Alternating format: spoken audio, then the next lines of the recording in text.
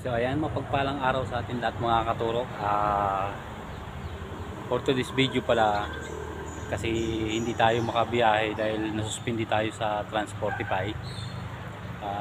Ang gagawin ko pala muna ngayon, magtatanim ako ng luya. Kasi yung natira namin na paninda dyan sa Bohol na luya, bali nagsipagsibulan na lahat. Kaya itatanim natin. So maganda naman yung presyo ng bintahan ng luya sa Bohol para next year may pambenta tayo dyan sa Bohol ng mga luya. So ipapakita ko sa inyo mga katuro kung gaano nakaganda yung luya. Ayang natabasan ko na yan, ayang paikot na yan, bali nataniman ko na yan ng luya. Siguro mga 200 na puno na ng luya. Ipapakita ko sa inyo yung pananim ko pa ng luya. So bali mga katurok, ito yung mga pananim kong luya. Ito yung mga na tira namin dyan na paninda sa Bohol. Ayan, binawon ko sa lupa para mabuhay. So ayan o, nagsipagsibulan na, kaya tatanim na natin. So yung paligid na yan na nadamuhan ko na, nataniman ko na ng luya. Tapos yung dyan, tatabasan ko para dyan ko itanim yung natira pang luya.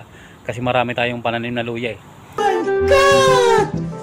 Wow! So ngayon mga katuro, ito kasi hanggang doon sa kadul-duluan na yun, sa likod ng bahay namin papunta dyan, napakalawak pa ng lupa na yan. Tsaka maganda kasi yung lupa dito kasi mabuwagag. Dito natin itatanim yung luya. Bali tatabasan ko muna.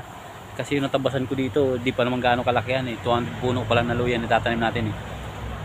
Yung presyuhan kasi ng luya dyan sa Bohol, napakaganda. Kaya bali next year, sigurado may pambenta na tayo dyan sa Bohol ng mga luya. Kaya mga katurok, samahan nyo muna kung tabasan ko muna to. Ay, napakalawak pa ng likod ng bahay namin oh. Napakalawak pa ng tatabasin.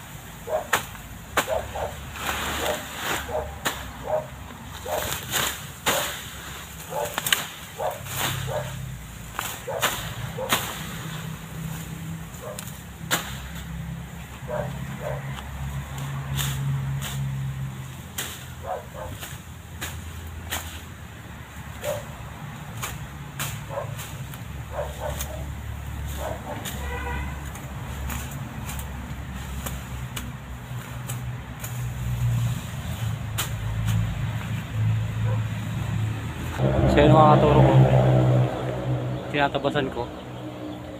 Sayang dami sanang kamote. Kaya lang yung kamote kasi mababa lang naman yung balyo ng kamote. Kaya bubunutin natin yung kamote para di makabala sa pananim natin ng luya. Tapos ang dami rin gabi yung laman. Pero yun, di natin bubunutin yan. Yan lang yan kasi ito kasing talbos ng kamote.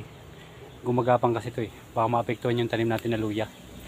Ayun, napakalawak pa yun, hanggang doon yan mga katurko. May bahay na yun sa kabila, hanggang doon tatabasan natin, tataniman natin ng luya. Siguro mga 1 hektarya to na bakanting lote dito sa likod ng bahay namin. Tataniman natin yan lahat, puro luya, para pambenta natin sa next year dyan sa Bohol. Maganda kasi ang bintahan ng luya dyan sa Bohol. So ayan o, shoutout sa atin lahat mga katurok.